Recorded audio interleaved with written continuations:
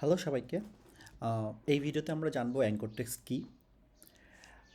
Anchor text ব্যাকলিংকের জন্য অনেক গুরুত্বপূর্ণ একটা বিষয় এবং এইটা পুরা ব্যাকলিং স্ট্র্যাটেজিতে ব্যাকলিংকের পুরো বিষয়ের সঙ্গে অ্যাঙ্কর টেক্সটের ভূমিকা অনেক গুরুত্বপূর্ণ। তো অ্যাঙ্কর টেক্সটটা কী প্রথমে আগে এটা জেনে নিই। অ্যাঙ্কর টেক্সট হলো একটি ক্লিকেবল টেক্সট। অ্যাঙ্কর টেক্সট হলো একটা ক্লিকেবল টেক্সট। ক্লিক মানে হলো যেখানে ক্লিক করা যায় এরকম। অ্যাঙ্কর টেক্সট হলো একটা ক্লিকেবল টেক্সট যাতে ক্লিক দিলে এক পেজ থেকে অন্য একটি পেজ কিংবা ওয়েবসাইটে চলে যায়। বুঝতে পারছো?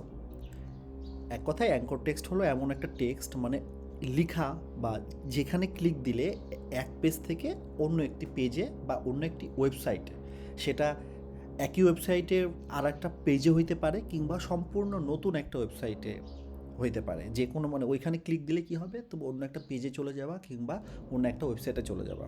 তো এই যে টেক্সটটা, ওই টেক্সটটাকে বলা হয় মূলত অ্যাঙ্কর টেক্সট। আমরা যদি একটু এক্সাম্পলে আসি, লাস্ট ডেতে আমরা লাস্ট ক্লাসে আমরা দেখছিলাম যে আমরা বিভিন্ন ব্যাকলিং বা কে কীভাবে ব্যাকলিং দিল এই বিষয়গুলো সম্পর্কে আর কি দেখলাম, ঠিক আছে?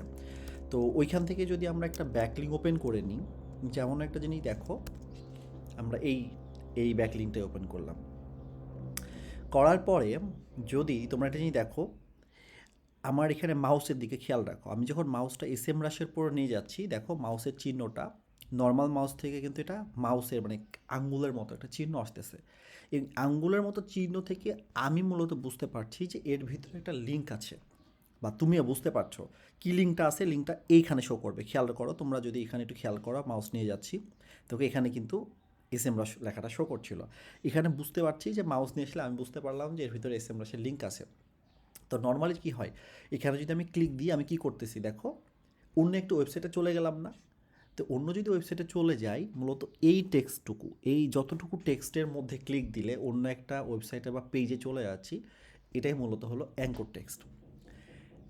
বুঝতে পারছো? এক কথায় দেখো, এখানে কিন্তু অনেক লেখা আছে, আমি কিন্তু অন্য জায়গাতে ক্লিক দিলে কিন্তু অন্য কোনো পেজে যাইতেছে না, কিন্তু যখনই আমি এই এসএম রাশ লেখাটার উপরে মাউস রাখতেছি বা ক্লিক দিতেছি, ক্লিক দেওয়ার সঙ্গে সঙ্গে অন্য একটা পেজে চলে যাচ্ছে। এবং একটা জিনিস খেয়াল করো, আমি যখন এখানে মাউস নিয়ে যাচ্ছি, এটার কালারটা ডিফারেন্ট হয়ে যাচ্ছে। এটাকে বলে হচ্ছে হোভার, ঠিক আছে? এটা তোমার ওয়েব ডিজাইন নিয়ে যারা ডেভেলপমেন্ট নিয়ে কাজ করে তারা মূলত এটা করে। তো এখানে মাউস নিয়ে যে সঙ্গে সঙ্গে এটা হোভার হইতেছে, এটা আমি কাইন্ড অফ আমি ওয়ার্নিং পাইতেছি যে তুমি যদি এখানে ক্লিক দাও অন্য একটা পেজে চলে যাবে, তোমরাও এটা বুঝতে পারবা। তো এখানে যদি ক্লিক দিই, আমি কী করতেছি, অন্য একটা পেজে বা অন্য একটা ওয়েবসাইটে চলে যাচ্ছি। এই এইটা হলো একটা বিষয়, এটাই মূলত ব্যাকলিং। তো ব্যাকলিংকে অ্যাঙ্কর টেক্সটটা মূলত যে লেখাটার উপরে মূলত ব্যাকলিংটা বসানো হয়, সেটাই মূলত হলো অ্যাঙ্কর টেক্সট। আর তুমি যদি এই স্টেপসে আসো, এই স্টেপ থেকে যদি তুমি ব্যাকলিংকটা দেখো, ব্যাকলিংকে দেখে তুমি এখানে খেয়াল করবা, প্রত্যেকটা ওয়েবসাইটের পাশে অ্যাঙ্কর টেক্সটটা কিন্তু দেয়া আছে, যে anchor text and targeted URL. মানে এক কথায় এই পেজে কী অ্যাঙ্কর টেক্সট আছে, এই পেজে কী অ্যাঙ্কর টেক্সট আছে, এই পেজে কী অ্যাঙ্কর টেক্সট আছে, এগুলো কিন্তু তোমার মূলত সবই আর কি এখানে ভিজিবল, এখানে দেখা যায়। এবং আরেকটা মজার বিষয়, এখানে যদি তুমি অ্যাঙ্করে ক্লিক দাও, এখান থেকে যদি অ্যাঙ্কর টেক্সট এখানে যদি তুমি ক্লিক দাও, তুমি এখান থেকেও কিন্তু দেখো, লিঙ্ক বিল্ডিং অ্যাঙ্কর টেক্সটে সে 54টা ব্যাকলিং পাইছে, তারপরে এসএম রাশি লিঙ্ক বিল্ডিং টুলে 29টা ব্যাকলিং পাইছে।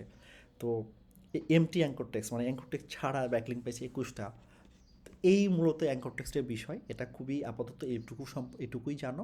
পরবর্তীতে যখন আমরা আরও ডিটেল ব্যাকলিংকের বিষয়গুলো সম্পর্কে জানবো, তখন অ্যাঙ্কর টেক্সটটা কেন গুরুত্বপূর্ণ, কী জন্য অ্যাঙ্কর টেক্সটটা ম্যাটার করে, এই বিষয়গুলো সম্পর্কে জানবো। তো এই ভিডিও এতটুকুই। ধন্যবাদ সবাইকে।